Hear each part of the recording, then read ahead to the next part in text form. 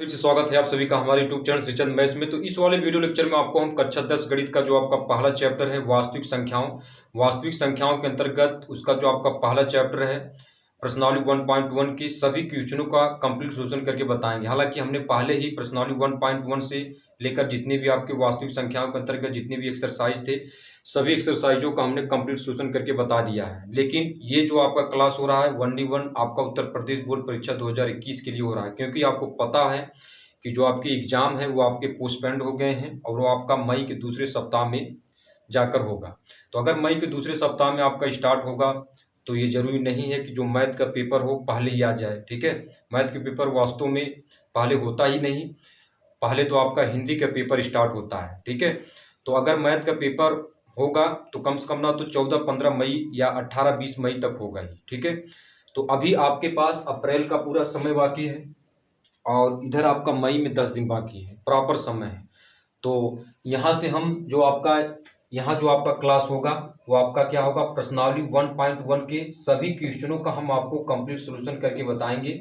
और अगर आपको प्रश्नावली के क्वेश्चन समझ में नहीं आ रहे हैं तो इस वीडियो को देखने के बाद आपको 100% समझ में आ जाएगा। तो बहुत ही जीरो लेवल से इसको स्टार्ट करेंगे। तो देखिए आपका पहला क्वेश्चन हमने यहाँ लिख लिया, आप अपने एनसीईआरटी बुक से मिलान करिए। तो देखिए आपका दिया है निम्नलिखित संख्याओं का एचसीएफ ज्ञात करने के लिए यूक्लिड विभाजन एल्गोरिथम का प्रयोग करके ज्ञात कीजिए। तो संख्याएं आपकी कौन कौन सी दी गई हैं, 135 और 225। तो सबसे पहले आप समझ लीजिए, ठीक है, कि पहले का हल करके बताएंगे। तो यूक्लिड विभाजन एल्गोरिथम का फार्मूला क्या होता है, पहले आप उसको देख लीजिए। यूक्लिड विभाजन एल्गोरिथम का जो आपका फार्मूला होता है वो आपका क्या होता है, a बराबर BQ प्लस R, इसमें R का मान 0 के बराबर होना चाहिए।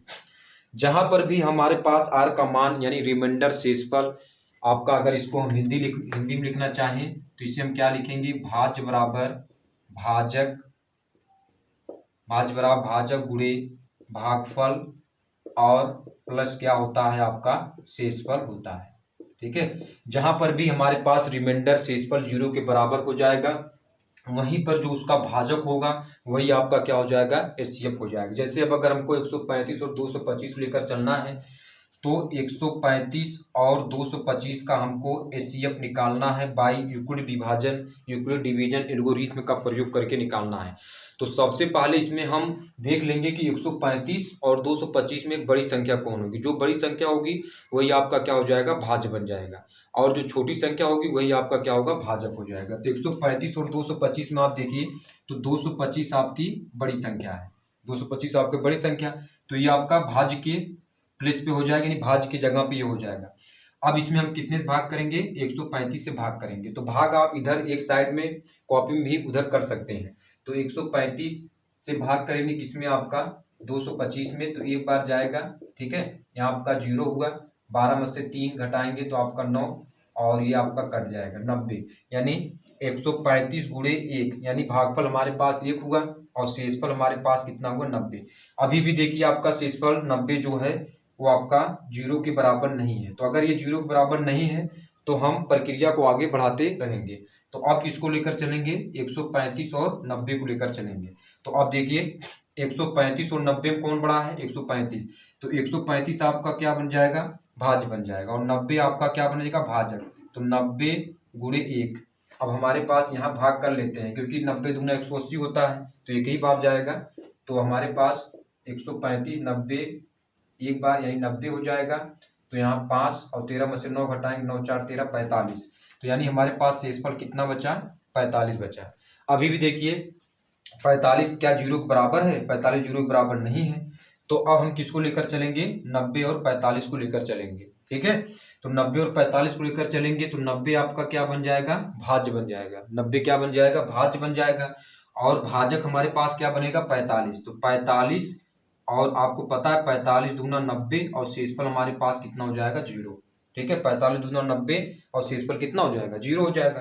तो हमने आपको बताया था जहां पर भी शेषफल 0 के बराबर हो और उसका जो भाजक हो जाएगा, जो आपका भाजक होगा वही आपका एचसीएफ हो जाएगा। तो एचसीएफ कितना हो जाएगा आपका, इसका 45 हो जाएगा। तो यही आपका इसका राइट आंसर हो जाएगा। क्वेश्चन को आपको समझ लेना है कि हमारे पास जो क्वेश्चन पूछा था वो एचसीएफ तो पूछा था, लेकिन एचसीएफ आपको यूक्लिड विभाजन एल्गोरिथम का प्रयोग करके ही लगाना है। ठीक है, तब जाकर आपको पूरा नंबर मिलेगा। ठीक है, तो इधर आप देखिए, अगर संख्याएं जैसे हमने 45 गुना 90 कर लिया, तो अगर बड़ी संख्या होगी तो नहीं कर पाओगे, तो इसके लिए आपको ये प्रक्रिया आपको करना ही पड़ेगा। ठीक है, तो यहाँ से सबसे पहले आप क्या लिखेंगे, यूक्लिड विभाजन एल्गोरिथम का फार्मूला लिखेंगे, ए बराबर बी क्यू प्लस आर, जिसमें आर बराबर 0 होना चाहिए। तो आपका फार्मूला अगर हिंदी में बात करें तो भाज्य बराबर क्या होता है, भाजक गुणे भागफल और धन शेषफल होता है। अब 135 और 225 में कौन बड़ा था, 225। तो 225 में हमने कितने से भाग किया, आपका 135 से, तो 135 गुणे एक बार गया और शेषफल कितना है, 90। आप किसको लेकर चलें, क्योंकि अभी हमारे पास क्या है, शेषफल 0 बराबर नहीं है। तो अगर शेषफल 0 बराबर नहीं है तो प्रक्रिया हम आगे बढ़ाते रहेंगे, तो 135 और 90 को लेकर चलेंगे, तो 135 आपका भाज्य बन जाएगा। ठीक है, तो अब हमारे पास भाजक कौन बनेगा, 90। तो 90 गुणे 1, भागफल कितना होगा, 1 होगा, शेषफल कितना होगा, 45। अब अभी भी हमारे पास 45 क्या 0 बराबर नहीं है, तो 90 और 45 लेकर चलेंगे, तो 90 को हमारे पास भाज्य हो जाएगा, 45 हमारे पास क्या बनेगा, भाजक। 45 दूना 90 और शेषफल हमारे पास 0 हो गया। तो जहां पर भी शेषफल आपका 0 के बराबर हो जाए, ठीक है, तो उसका जो भाजक होगा वही आपका क्या हो जाएगा, एचसीएफ हो जाएगा। तो एचसीएफ हमारे पास कितना हो जाएगा, आपका 45 हो जाएगा। अब आते हैं दूसरे क्वेश्चन पे। दूसरा क्वेश्चन भी अब इसको रब करने के बाद अब आते हैं दूसरा क्वेश्चन देखते हैं। तो दूसरा क्वेश्चन की भी हमको उसी तरीके से लगाना है। आपकी संख्याएं क्या दी गई हैं, 196 और आपका कितना दिया है, और आपका दिया 38,220 आपका दिया है 38,220। इन सभी का हमको, इन दोनों संख्याओं को हमको एचसीएफ निकालना है बाई यूक्लिड डिवीजन एल्गोरिथम का प्रयोग करके। तो सबसे पहले फार्मूला आप लगाएंगे, यूक्लिड विभाजन एल्गोरिथम का फार्मूला लगाएंगे। तो यूक्लिड विभाजन एल्गोरिथम का फार्मूला आपका क्या होता है, ए बराबर बी क्यू प्लस आर होता है, जहां आर बराबर 0 होना चाहिए। ठीक है, जैसा कि हमने इस वाले क्वेश्चन में आपको बताया था। ठीक है, तो अब इसमें देखिए 196 और 38,220 में आपका बड़ा कौन है, 38,220। तो 38,220 आपका क्या बन जाएगा, भाज्य बन जाएगा। क्या बन जाएगा, भाज्य बन जाएगा। तो भाजक हमारे पास कौन बनेगा, 196। तो 196 में इसमें भाग करेंगे। तो चलिए 196 में किस में भाग करना है, 38,220 में हमको 196 से भाग करना है। ठीक है, तो अब कितनी बार जाएगा, तो सबसे पहले एक बार लेकर चलते हैं, 196 हो जाएगा। अब इसमें घटाते हैं तो 12 में से 6 हो जाएगा, और यहाँ पर हमारे पास कितना बचेगा, 17। तो 17 में से 9 घटाएंगे तो हमारे पास कितना बचेगा, आपका 8 बचेगा, और यहाँ पर हमारे पास कितना होगा, 2 में से 1 घटाएंगे 1, तो हमारे पास 186। ठीक है, अब हमारे पास भाग तो जाएगा नहीं, तो इसको हम नीचे उतार लेते हैं 2 को, तो 1862 हो गया। अब कितनी बार जाएगा, तो अब इसको 9 बार लेकर चलते हैं, तो कितना होगा, 9 छक्के 54। ठीक है, तो 54 यानी आपका 4 हो जाएगा, 5 आपका कैरी हो जाएगा। ठीक है, और 9 9 81, और 81 और 5 आपका कितना होगा, आपका 86 हो जाएगा। ठीक है, और 9 के 9 और 9 8 कितना होगा, 17। कितना होगा, 1764। अब इसको घटा दीजिए, तो 12 में से आप 4 घटाएंगे तो आपका कितना हो जाएगा, 8 हो जाएगा। ठीक है, इधर से आपका कितना हो जाएगा, इधर से आपका 15 में से 6 घटाएंगे तो 9 6 15 हो जाएगा। ठीक है, तो आपका ये हो जाएगा। अब इधर से 7 कैंसिल हो जाएगा, इधर से 1 आपका कैंसिल, 0 आपको, अब 0 का आप नीचे उतार लीजिए, 980 हो जाएगा।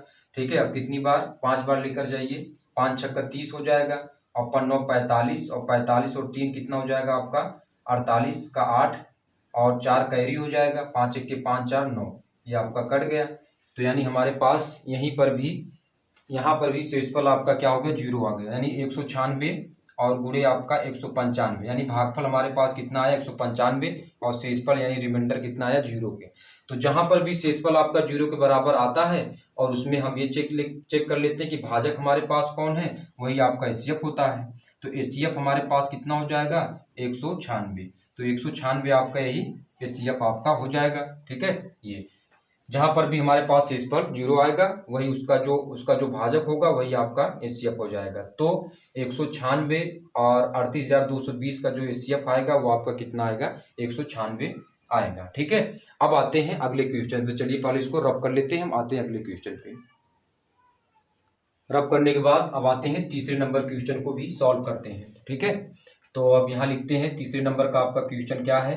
आपका दिया है 867 और आपका इसमें दिया आपका 255। 255 का 868 और 255 का हमको क्या निकालना है, HCF by Euclid division algorithm का प्रयोग करके लगाना है। तो फार्मूला आप पहले लिख लीजिए। यूक्लिड बिल्कुल इसी तरीके से आपको एग्जाम में भी लिखना है। यूक्लिड विभाजन एल्गोरिथम, यूक्लिड विभाजन एल्गोरिथम का जो फार्मूला होता है वो आपका A बराबर BQ प्लस R होता है, जहां R बराबर 0 के बराबर होता है। ठीक है, तो अब इसमें देख लीजिए 867 और 255 में बड़ा कौन है, 867 बड़ा है, तो ये हमारे पास भाज्य बन जाएगा और 255 हमारे पास क्या बनेगा, भाजक बन जाएगा। तो अब भाग वाली प्रक्रिया इधर कर लेंगे। तो 255 से हम भाग करेंगे, किसमें करना है हमको, 867 में। ठीक है, तो कितनी बार लेकर जाएंगे, 3 बार लेकर चलिए। तो हमारे पास कितना होगा, 3 पच्चे 15 और 3 पच्चे 15 1 16 और 3 दूना 6 1 7। तो 7 में से 5 घटाएंगे 2 और यह हमारे पास कितना हो जाएगा 0। 8 में 7 102। तो अब हमारे पास 255 गुणे 3 और शेषफल हमारे पास कितना होगा 102। तो देखिए अभी भी हमारे पास शेषफल 0 के बराबर नहीं आया, यानी यहाँ लिख देंगे कि 102 0 के बराबर नहीं है। तो अगर 102 0 के बराबर नहीं है तो हम प्रक्रिया को आगे बढ़ाते रहेंगे, यानी 255 और 102 को लेकर चलेंगे। तो 255 को यहाँ लिख दीजिए आप। ठीक है, तो अब हमारे पास कितना होगा, 102 से भाग करेंगे। तो 102 से आप भाग करिए, देखिए कितनी बार जाता है। तो 102 और भाग करना किसमें, 255। तो आप 2 बार लेकर जाइए। तो 2 दूना 4 और 2 पंचे 10, यानी आपका 0 और 2 के 2।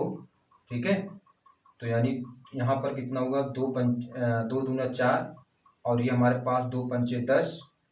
ठीक है, 102। तो इसमें गुणा कर लेते हैं। तो 2 दूना 4 और 2 0 0, यहाँ से इसमें गुणा करेंगे 2 0 0 और 2 के 2।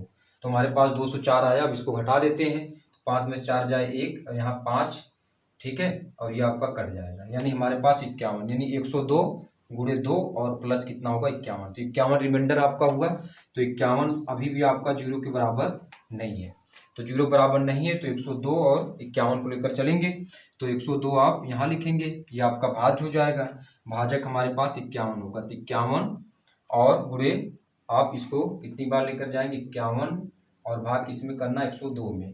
तो 2 बार लेकर जाइए, 2 के 2 और 2 पंचे 10, आपका कट गया। ठीक है, तो यानी हमारे पास 51 और गुणे कितना हुआ आपका 2 और शेषफल कितना हो गया 0। तो अब हमारे पास रिमाइंडर क्या हो गया, 0 के बराबर हो गया। तो जहां पर भी रिमाइंडर आपका 0 के बराबर होता है वो उसका भाजक आपका क्या हो जाता है, HCF हो जाता है। तो HCF कितना हो जाएगा आपका 51 हो जाएगा। इसी तरीके से आपको एग्जाम में भी आपको करना है। तो HCF बराबर कितना होगा 51 हो जाएगा। अब ये प्रश्नावली 1.1 के अंतर्गत हमने क्वेश्चन नंबर 1 के जितने भी आपके पार्ट थे, पहला दूसरा तीसरा पार्ट हमने कंप्लीट कर लिया है। अब आते हैं इसके दूसरे नंबर के क्वेश्चन को सॉल्व करते हैं। तो चलिए पहले इन सभी को रब कर लेते हैं। अब आते हैं इसके दूसरे क्वेश्चन पे और दूसरा क्वेश्चन भी इसी तरीके से समझते हैं। ठीक है, तो दूसरा क्वेश्चन आपका दिया कि दर्शाइए कि कोई भी धनात्मक विषम पूर्णांक 6q+1 या 6q+3 या 6q+5 के रूप का होता है जहाँ q कोई पूर्णांक है। तो आप देखकर इसको बता सकते हैं कि कोई भी धनात्मक पूर्णांक 6q+1 के रूप में तो होगा ही। क्यों, क्योंकि आप देखिए 6q को अगर कैंसिल करना चाहें तो 2 से कट जाएगा, लेकिन 1 इसमें ऐड है तो ये तो नहीं कटेगा, तो आपका ये धनात्मक विषम पूर्णांक हो जाएगा। इसी प्रकार से 6q+3 में भी आप देखिए 6q तो कट जाएगा, लेकिन 3 इसमें ऐड है तो ये भी तो आपका धनात्मक विषम पूर्णांक है। 6q+5 में देखिए आपका 6 कैंसिल हो जाएगा, लेकिन 5 तो आपका नहीं होगा क्योंकि आपका इसमें 5 तो ऐड है। तो इस प्रकार से ये तो धनात्मक विषम पूर्णांक है, लेकिन हमको आपको क्या करना है कि हमको इसको प्रूव करके दिखाना है, सो दैट करके बताना है। ठीक है, तो इसके लिए हम क्या करेंगे, यूक्लिड डिवीजन एल्गोरिथम का प्रयोग करके बताएंगे। तो दूसरा वाला देखिए, तो यहाँ लिखेंगे यूक्लिड विभाजन एल्गोरिथम का जो फार्मूला होता है, यूक्लिड विभाजन एल्गोरिथम। तो यूक्लिड विभाजन एल्गोरिथम का जो फार्मूला होता है, ए बराबर क्या होता है, BQ प्लस R होता है। तो इसमें देखिए हमारे पास जो रिमाइंडर है तो यहाँ पर 1 है, फिर 3 है और 5 है। तो हम R का मान जीरो शुरुआत करेंगे, 0 1 2 3 4 और 5, ठीक है, क्योंकि हमको प्रूव करके बताना है और ये 5 तक ही है। तो आर का मान क्या होगा, 0 भी हो सकता है, 1 भी, 2 3 4 और मैक्सिमम कितना हो सकता है, 5 हो सकता है। तो सबसे पहले अब क्या करेंगे, ए बराबर हम पहले 6 क्यों और रिमाइंडर हमारे पास कितना हो जाएगा, 0। रिमाइंडर हमारे पास कितना होगा, 0। तो देखिए हमारे पास ये 6 क्यों यानी भाज बराबर भाजक गुणे भागफल ये आपका दिया है, तो 6 क्यों आप यहाँ लिख लेंगे, ठीक है। तो ए बराबर 6 क्यों हमारे पास शेषफल कितना होगा, 0। अब अगर इसमें हम 2 से इसको डिवाइड करें तो ये आपका क्या है, 2 से विभाज्य है। तो अगर ये आपका 2 से विभाज्य है तो हमारे पास ये विषम धन पूर्णांक तो होगा नहीं, ये हमारे पास क्या होगा, सम धन पूर्णांक होगा। तो ये हमारे पास क्या होगा, सम धन पूर्णांक है, ठीक है, सम धन पूर्णांक है। हमने आर का मान 0 लिया है, अब हम आर का मान कितना लेंगे, 1 लेंगे। तो आर का जब मान 1 लेंगे तो ए बराबर 6 क्यू प्लस 1 यानी रिमाइंडर हमारे पास कितना हो जाएगा, 1 हो जाएगा। तो जब 1 हो जाएगा तो आप इसमें अगर 2 से विभाजित करना चाहें तो 2 तिहाई 6, लेकिन आपका 1 तो होगा नहीं, तो अब यहाँ लिखेंगे 2 से विभाज्य नहीं है। तो अगर ये 2 से विभाज्य नहीं है तो हमारे पास ये क्या होगा, ये सम ना होकर विषम धन पूर्णांक होगा, विषम धन पूर्णांक होगा, विषम धन पूर्णांक है। अब आर का मान इसी प्रकार आप 2 लेकर चलेंगे तो ए बराबर 6 क्यू प्लस 2, तो अब ये 2 से विभाजित हो जाएंगे, 2 तिहाई 6, 2 के 2, तो अब ये हमारे पास क्या होंगे, ये सम धन पूर्णांक होंगे, ये आपके क्या होंगे, सम धन पूर्णांक होंगे। अब जब आर का मान आप 3 लेकर चलेंगे तो ए बराबर 6 क्यू प्लस 3, तो अब ये हमारे पास क्या होगा, ये विषम धन पूर्णांक होगा, विषम धन पूर्णांक होगा, ठीक है। अब जब आर का मान आप 4 लेकर चलेंगे तो हमारे पास ए बराबर क्या होगा, 6 क्यू प्लस 4, 2 से विभाजित है, तो ये हमारे पास क्या होगा, समधन पूर्णांक होगा, क्या होगा, समधन पूर्णांक होगा, ठीक है। अब जब आर का मान आप 5 लेकर चलेंगे तो ए बराबर 6 क्यू प्लस 5, तो ये हमारे पास क्या होगा, ये विषम धन पूर्णांक होगा। तो यही हमको केवल चेक करके बताना था। तो आप रिमाइंडर कितना लेंगे, रिमाइंडर आप इसको थोड़ा सा हम नीचे कर लेते हैं, आपको दिखाई नहीं दे रहा होगा, ठीक है। चलिए, तो रिमाइंडर आप पहले 0 1 2 3 4 5 पहले 0 रखेंगे, तो 0 रखने पर ये 2 से विभाज्य हो जाएगा, तो 6 क्यों आपका क्या हो जाएगा, समधन पूर्णांक होगा। जब आर का मान 1 रखेंगे तो 6 क्यू प्लस 1 यानी 2 से विभाज्य नहीं है, तो आपका ये विषम धन पूर्णांक होगा। आर का मान आप 2 रखेंगे तो 6 क्यू प्लस 2, 2 से विभाज्य, तो समधन पूर्णांक हो जाएगा। आर बराबर 3 लेकर चलेंगे तो 6 क्यू प्लस 3 विषम धन पूर्णांक हो जाएगा, क्योंकि 6 तो विभाज्य हो जाएगा लेकिन 3 तो होगा नहीं। अब जब आर का मान 4 रखेंगे तो 6 क्यू प्लस 4 हो जाएगा, तब ये तो आपका क्या होगा, समधन पूर्णांक होगा। आर का मान जब 5 रखेंगे तो ये बराबर 6 क्यू प्लस कितना होगा आपका 5 हो जाएगा, तो आपका विषम धन पूर्णांक होगा। तो इस प्रकार से हमारे पास हमने इसको दिखा दिया कि हमारे पास ये क्या है, 6 क्यू प्लस 1 और 6 क्यू प्लस 3 और हमारे पास 6 क्यू प्लस 5 2 से विभाज्य नहीं है, 2 से विभाज्य नहीं है। अगर ये 2 से विभाज्य नहीं है तो ये हमारे पास क्या होंगे, विषम धन पूर्णांक होंगे, ये आपके क्या होंगे, विषम धन पूर्णांक है। तो ये हमारे पास क्या है, विषम धन पूर्णांक है, ठीक है। इसी तरीके से आपको लिखना है।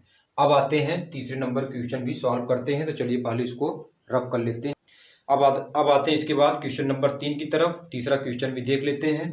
तो तीसरा क्वेश्चन दिया है, कह रहा है किसी परेड में 616 सदस्यों वाली एक सेना की टुकड़ी को 32 सदस्यों वाले आर्मी बैंड के पीछे मार्च करना है। दोनों समूहों को समान संख्या वाले स्तंभों मार्च करना है, तो उन स्तंभों की अधिकतम संख्या क्या होगी। तो अधिकतम के लिए अगर पूछे तो आपको मतलब एचसीएफ निकालना पड़ेगा, और न्यूनतम के लिए पूछे तो आपको एलसीएम निकालना पड़ेगा। तो हमको इसमें क्या करने पड़ेगा, 616 और 32 का एचसीएफ निकालना पड़ेगा।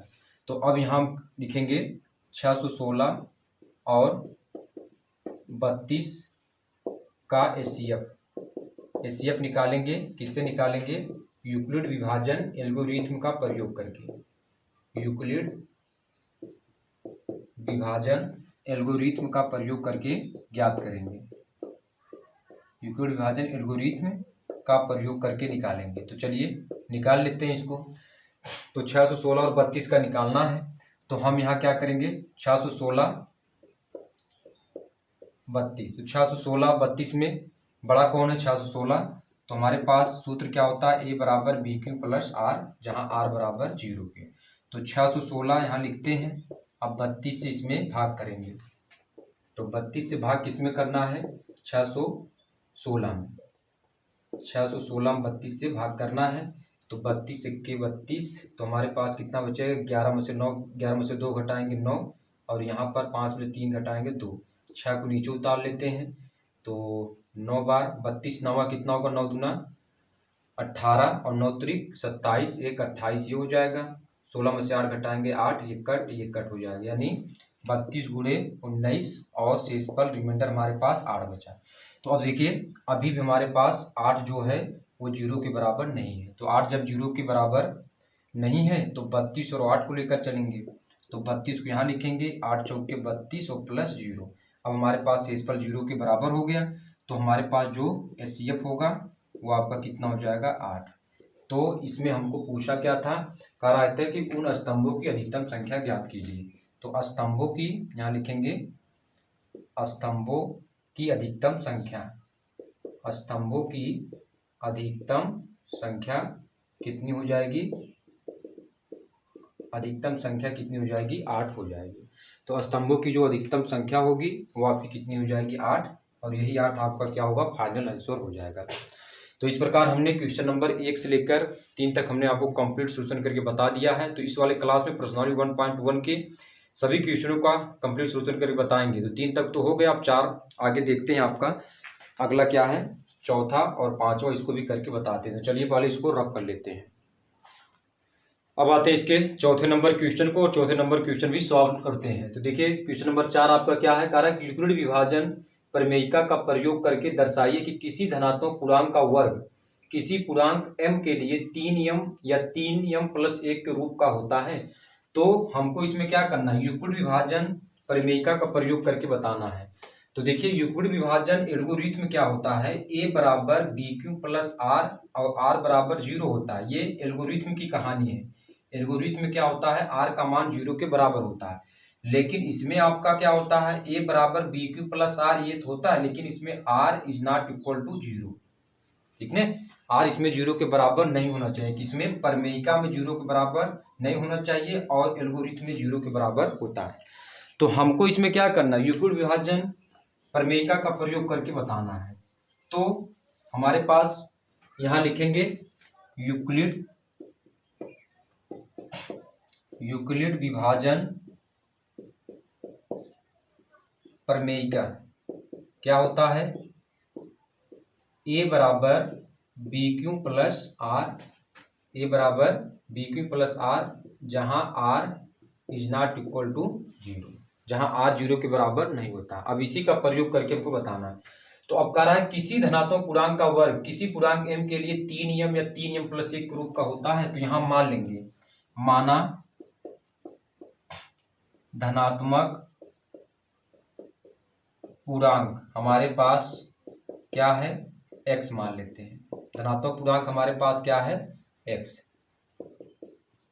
धनात्मक पूर्णांक हमारे पास हमने क्या मान लिया, x।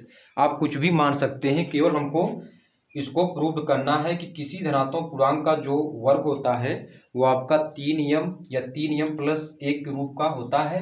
ये हमको दिखाना है। दिखाना हमको क्या है, 3m दिखाना और 3m प्लस 1। तो हमने मान लिया, माना धनात्मक पूर्णांक x है। तो अब हम यहाँ क्या करेंगे, धनात्मक पूर्णांक का वर्ग, तो हम पहले क्या मानेंगे, x बराबर 3q और 3q प्लस 1। ये आप इसको इस तरीके से लिख लेंगे, क्यों, क्योंकि 3q हम कैसे लिखेंगे, क्योंकि हमको 3m और 3m प्लस 1 दिखाना है। तो m की जगह पे हमने q मान लिया, और यहाँ पर भी एक आपका है ही है, तो यहाँ 3q प्लस 1 हमने लिख लिया। तो बारी बारी से करके बताएंगे। धनात्मक पूर्णांक का वर्ग, तो सबसे पहले इसको लेकर चलेंगे, तो x स्क्वायर बराबर 3q स्क्वायर हो जाएगा, 3q स्क्वायर हो जाएगा, ठीक है। क्योंकि कह रहा है धनात्मक पूर्णांक का वर्ग, तो x स्क्वायर धनात्मक पूर्णांक का वर्ग करेंगे तो इसका भी तो वर्ग होगा, तो x स्क्वायर बराबर 9q स्क्वायर हो जाएगा। तो अब इसको लिखना चाहें तो 3 गुणे 3q स्क्वायर ही आप लिख सकते हैं। तो अब हमको दिखाना है, तो x स्क्वायर बराबर 3m हो जाएगा, जहां हम लिख देंगे कि m बराबर क्या है, 3q स्क्वायर है। तो ये हमने आपको शो दैट कर लिया है। कि एक्स स्क्वायर बराबर क्या है 3m। तो हम ये कह सकते हैं कि किसी धनात्मक पूर्णांक का जो वर्ग होता है वो 3m के रूप का हो सकता है। अब 3m + 1 हमको दिखाना है, तो चलिए हमने यहाँ x बराबर 3 क्यों लेकर चला। अब हम क्या लेकर चलेंगे, x बराबर दूसरे टर्म में हम क्या लेकर चलेंगे, x बराबर 3 क्यों + 1। तो धनात्मक पूर्णांक का वर्ग, तो वर्ग करेंगे तो एक्स स्क्वायर, तो इसका भी तो वर्ग करना पड़ेगा, तो इसका भी वर्ग कर देते हैं।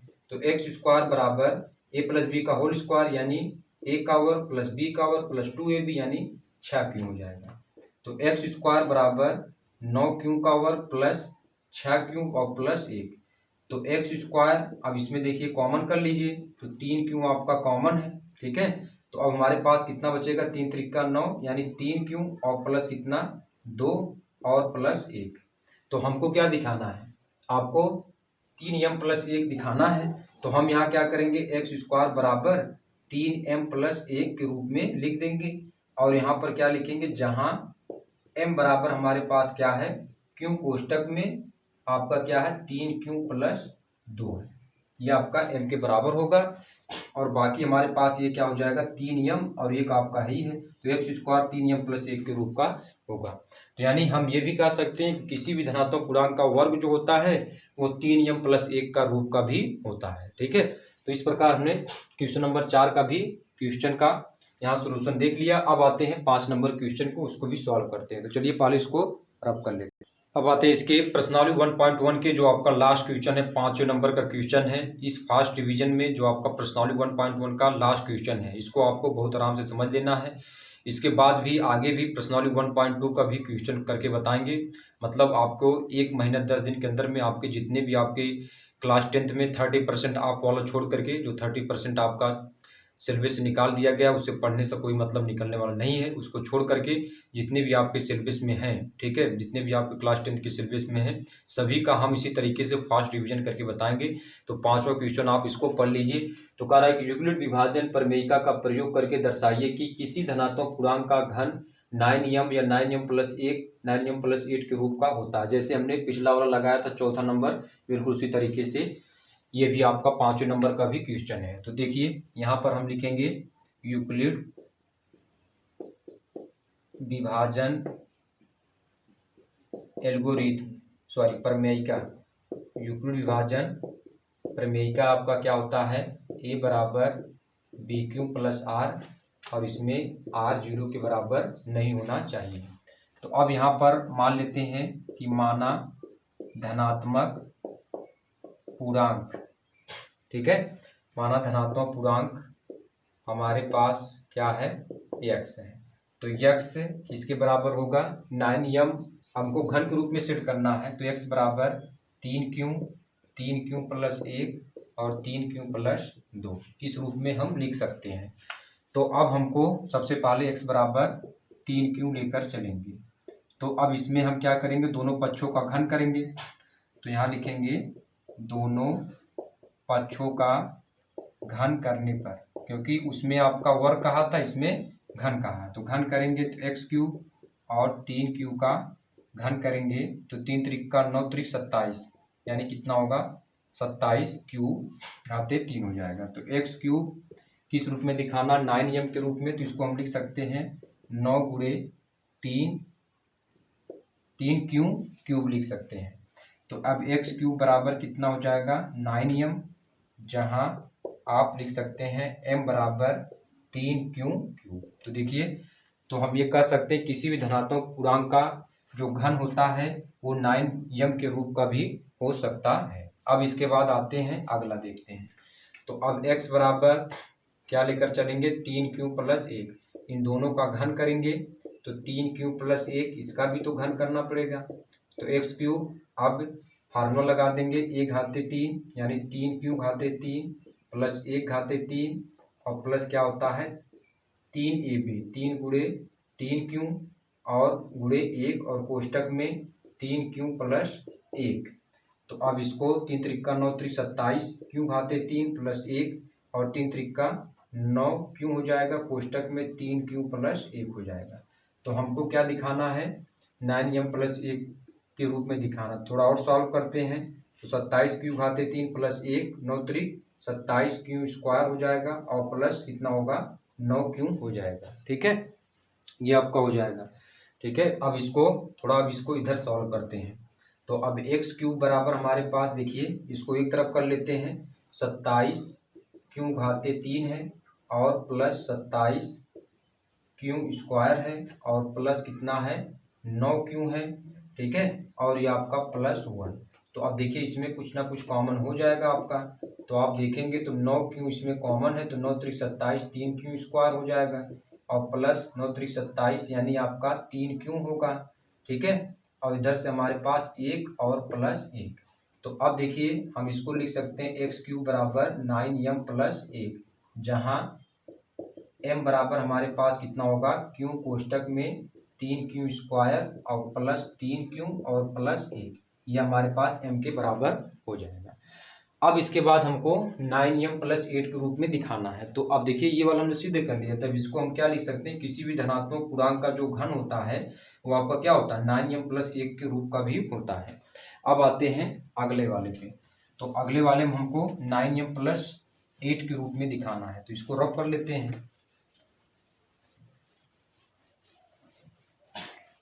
तो अगर इसको रफ कर देंगे, अब आएंगे अगले वाले टर्म पे। आप इसको वीडियो को रोक करके आप इसको नोट कर सकते हैं। अब आएंगे x बराबर 3 क्यूब प्लस 2।